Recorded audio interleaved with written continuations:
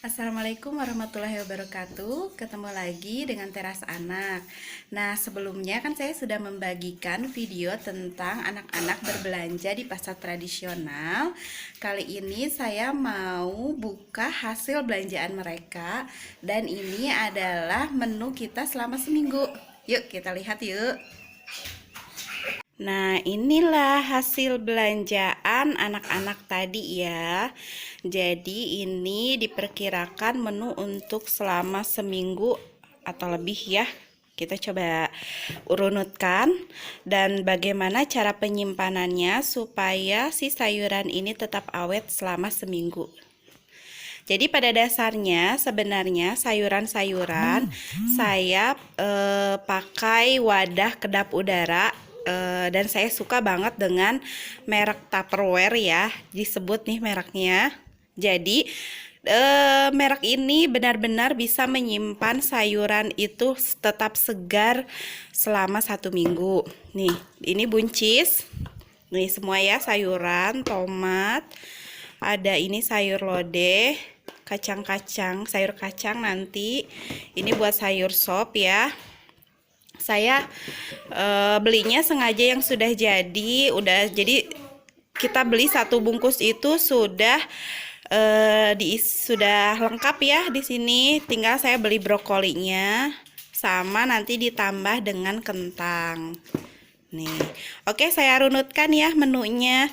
Jadi di hari pertama saya rencananya akan saya beli ikan. Rencananya tadi sih pengennya ikan kembung karena anak-anak suka, tapi ternyata ikan kembungnya tidak ada, kosong, kita kesiangan. Jadi di sini saya cuma dapat ikan mas, nggak apa-apa ya, anak-anak juga suka kalau digoreng kering. Di sini saya sengaja 1 kilo ini saya bagi dua. Jadi yang goreng-gorengan gini, ikan goreng ini udah saya bumbu kuning, saya kasih bawang putih, jahe, ketumbar sama kunyit, garam. Terus saya lumuri. Nanti saya simpan di freezer. Jadi di sini ini saya ulangi lagi, ikan goreng plus tumis. Nanti saya pas masaknya hari pertama ikan goreng mas sama tumis apa ini, buncis tahu ya. Tahunya nanti ada emang lewat, biasa saya langganan sama emang yang lewat, tahu tempe ya. Terus kemudian yang ini karena Pak suami tidak suka ikan goreng, dia minta requestnya dipepes, jadi saya pisahkan ini untuk dipepes nanti. Terus kemudian ini menu-menu kesukaan anak-anak sih ya yang dijadikan prioritas. Nih, ini sayur sop di hari kedua. Saya rencananya hari kedua akan membuat Mustafa.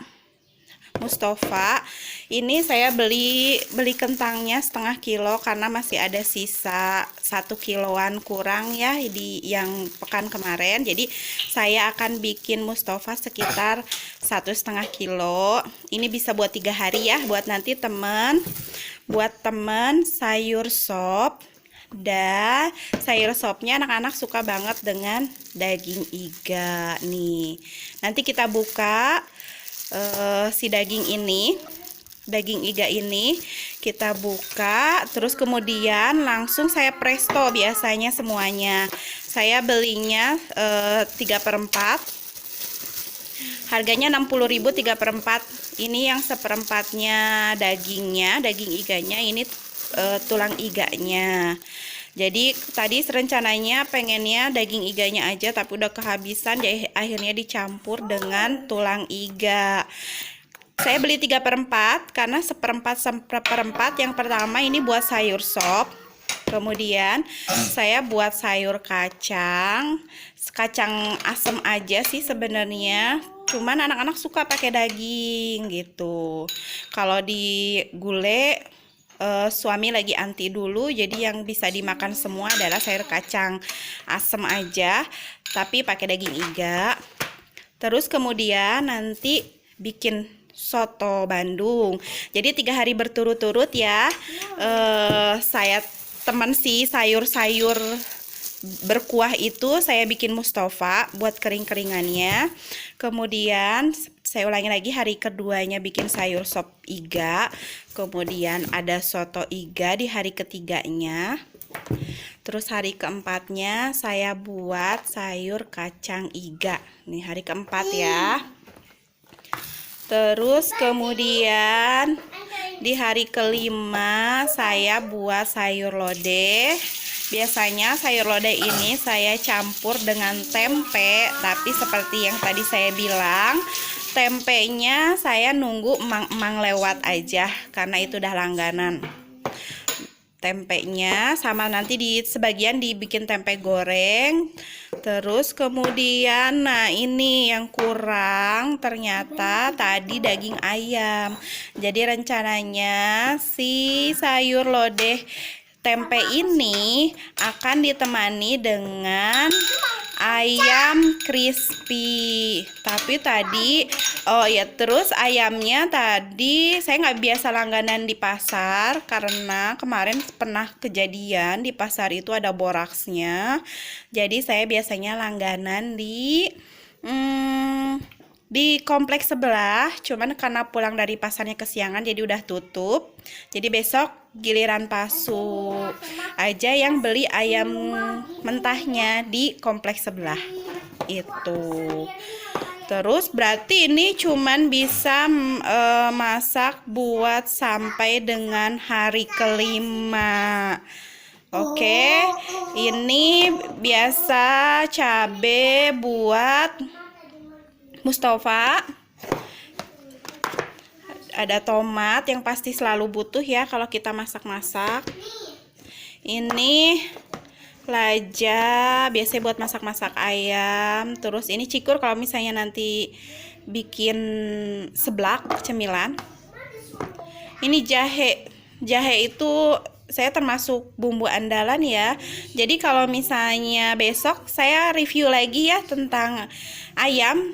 Saya biasanya beli ayam itu suka langsung 2 kilo. Jadi yang 1 kilo langsung saya bumbu kuning masuk freezer. Terus kemudian yang 1/2 kilo saya bikin katsu buat anak-anak aja. Dan ayam crispy juga 1/2 kilo buat anak-anak aja karena pas suami kurang suka ya gitu. Oke, itu deh review belanjaan kita hari ini. Ternyata cuma cukup untuk 5 hari. Dan ini tadi saya belanja 185.000 semuanya. Harga-harga lagi mahal karena lagi tahun baruan. Ini ya seperti biasa, bumbu yang wajib ada tuh di dapur. Bawang putih saya beli 1/2 kilo. Ini tuh lagi mahal, tadi tuh 11.000. Biasa bawang merah ya. Nanti saya lupa. Untuk bawang merah dan bawang putih saya pakai wadahnya yang ini. Kenapa pakai ini? Karena kan ada lubang-lubangnya ya, ada sirkulasi udaranya, jadi nggak boleh yang terlalu tertutup. Tapi saya nggak suka si bawang-bawang ini kelihatan, makanya saya cari keranjang yang ada tutupnya. Nih ada tutupnya, tapi tetap ada sirkulasi udaranya. Oke, ini kita buka aja. Saya lasi dengan kertas supaya tidak lembab. Masukin ke sini ya, dipisah-pisah pakai dus aja. Ini nih dimasukin kayak gini ya. Ini saya pakai dus bekas susu formula. Kemudian kita masukin bawang putihnya di sini. Masukin bawang putih.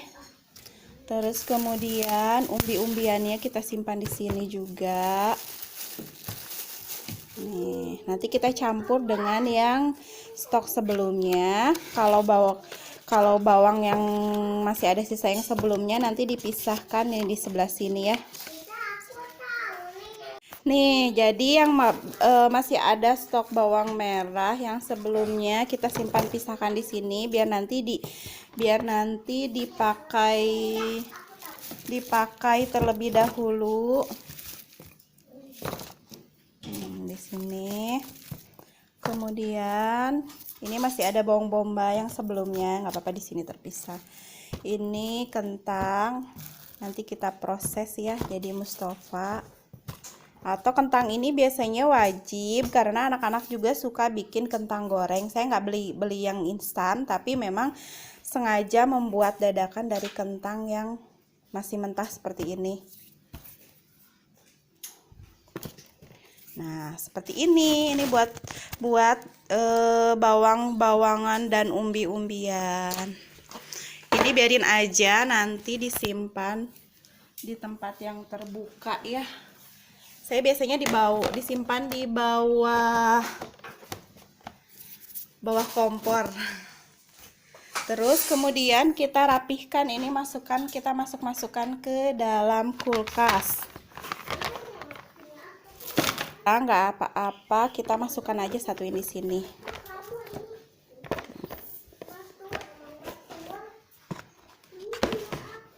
Nih, kita tutup ya. Kita rapihkan semuanya. Nih, yang ikan-ikanan, daging-dagingan kita masuknya ke freezer langsung. Ini juga nggak apa-apa nih, ikan yang udah dibumbuin. Enaknya kalau kita terdesak apa-apa bisa tinggal langsung goreng ya. Tapi bagusnya disimpan dulu supaya si bunga esnya mencair, baru kita goreng. Ini masuk ke freezer, yang ini juga. Kalau ini masuk di bagian bawah aja seperti biasa. Nah, kita masukin ya. Tutup semuanya. Kemudian kita masukkan sayuran-sayuran di sini. Tadi ada yang nongol pas di belakang. Iya, saya tadi nongol ya di video ya. Kita masukkan yang sayur-sayur di sini. Kemudian ini yang daging-dagingan kita simpan di freezer ya. Ini yang daging-dagingnya kita masukin ke dalam freezer. Ini masih ada stok buat chicken katsu di sini. Sama apa ya, nanti kita buka aja. Ini lagi dicairkan jadi belum sempat dibersihkan. Kita masukin yang ikan tadi ya. Nih. Oke. Terus kemudian tadi buat satu lagi ya, ini daging iganya. Seperti yang tadi saya bilang, ini buat 3 menu, buat sayur sop, soto Bandung sama kacang. Saya akan presto, terus kemudian hasilnya setelah empuk saya pisah-pisah jadi 3 tempat. Jadi nanti kita tinggal ambil aja satu wadah untuk satu menu. Nah, seperti itu tips dari saya.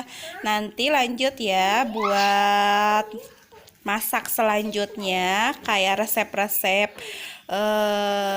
sayur sotonya dan lain-lain di next video ya.